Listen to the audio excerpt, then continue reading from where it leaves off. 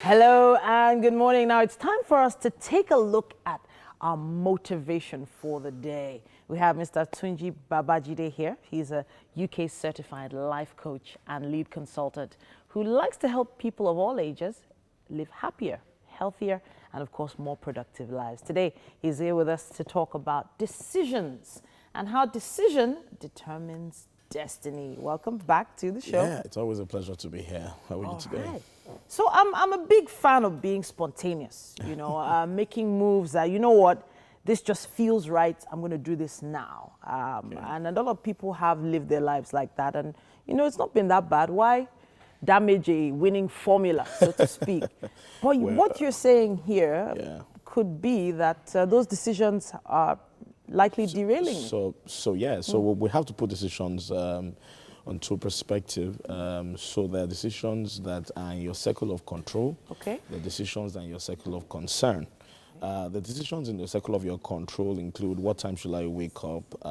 Should I read a book? Okay. Should I be pleasant at work? Should I display emotional intelligence? Should I display soft skills? That's in your control. Okay. However, there are things that are in your circle of concern. For example, if they don't promote you at work, how do you respond to that? Maybe you lose your father early. I mean, life happens to everyone. But the most important thing is for you to be able to put that in perspective and now be able to sit down to reflect on the decisions you had made prior to that time and make better decisions. Because where you are today, sum total of decisions you made yesterday. Where you will be tomorrow will also be part of the things that will happen to you tomorrow. So they say that the future is not where you're going. The future is what you create. And as decisions are largely made from a subconscious mind, and our subconscious mind is run by our beliefs and our values.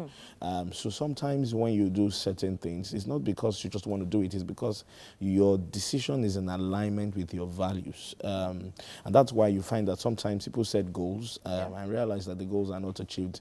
And one of the reasons why they're not achieved is because their values don't align with their beliefs. Okay, so there are a lot of words flying around here. You've said values, you've said destiny, you've said beliefs. A lot of people are just taking every day as it comes.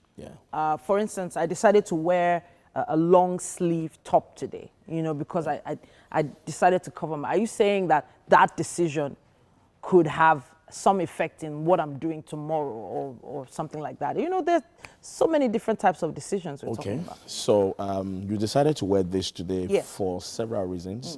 Some of them you're not even conscious about it. So our subconscious detects what the conscious mind does. So probably you are not even sure why you picked a brown or you picked a black or something. But the reality is that every decision we make is to meet a need. The need you had was to look good.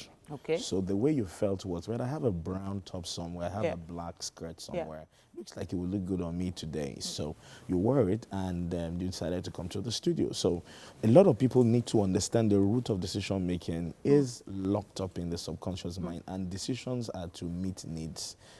I want to talk a little bit about the young people. So you're a parent, for instance, and you have young people in your environment. Maybe you've decided as a parent that this child must go to university, right? And somewhere along the line, this child says, you know what, I don't think university is for me, right? As you said, decision determines destiny. Do you then take it upon yourself to make that decision on behalf of that child? You know what, this is your destiny? Or do you allow the child just go along with it? So for children, you're still the caregiver. So it's your part of your responsibility to put them on the path that will lead them to the desirable destiny or desirable end that you've thought about. So I like to say to people that you were born looking like your parents, you will die looking like your decisions. Oh, wow. And that's the truth. So if the father or the mother decide, or the parent decide that the kid should go to university, and I mean, he or she refuses to go, then ultimately the person will look like the decisions they have made at the end of the day. So it's a two-way thing. I can't decide that my son, actually, let's look at university in context. I say, okay, go to university. There's several people that the parents even give them funds to go to university, and they're just roaming about the school. It's okay that you've made the decision, but you've got to have to make the corresponding action to make that decision a reality. So everyone is a product of their decisions and their choices. There are some choices choices that are, maybe forced down your throat. There's some choices that you have to intentionally comply with, you have to intentionally abide with, so that ultimately the end goal of whatever your parents want for you and that you want for yourself can become a reality. So my colleague and I, Yomi and I, were talking this morning about a particular decision to marry a particular person. So the person you go into a long-term partnership with in terms of marriage or in terms of business opportunities has the opportunity to, has the capacity to derail or guide you along a path you're supposed to be. Okay. So what advice do you give, to people who want to make? Yes. So making a life decision about a partner, maybe a life partner or business partner, has to do with a whole lot of checklists. Okay. You have to check, does our values align? You have to check, does our methodology of doing things, our ideology of doing things, does it align? Especially in the area of marriage. A lot of people, they marry the cars, they marry the biceps, they marry the shape. The biceps, yeah, wow, nice. Okay. And bigger than all of that are the reasons and the values why two people need to come together, because anybody not going your direction is a distraction. So you've got to come to terms with having a checklist before you make a decision to ensure that you go through all of the things that seemingly will help the vision, maybe the marriage or the business to do well before you can say yes to it. However, a lot of people are very myopic. They choose for now. And for me, one of the greatest exercises I've ever done was an exercise done by one of my great mentors. And he said to me, have you ever attended your funeral? Because the only way you can be intentional about your decisions, about your choices, is when you see the end of everything. Because when we're all gone, what will be asked from us are the things that we've done, whether good or bad. So a lot of times when it's my birthday, I like to attend my funeral. So I'm like 95, this is me on the table, and people are, walking past and they're saying stuff about me. So I ask myself, the things people are saying about me, are they the things I'm doing now? If they're not the things I'm doing now, then I need to ask myself, let me be intentional and deliberate about my decisions. So that when I'm long gone, one day Titi will be able to say, oh, this was the thing you did when I met you, this were the things that you did. Because that question is critical, attending your funeral and seeing how the end will be before you get there. Why is it that people don't really think about their decisions? Why do you would think something so important should be at the front of people's minds? Something as big as your destiny, where you're going, should be so important, but it doesn't seem to be. Why do you think that is? Because a lot of people don't, number one, subscribe to introspection.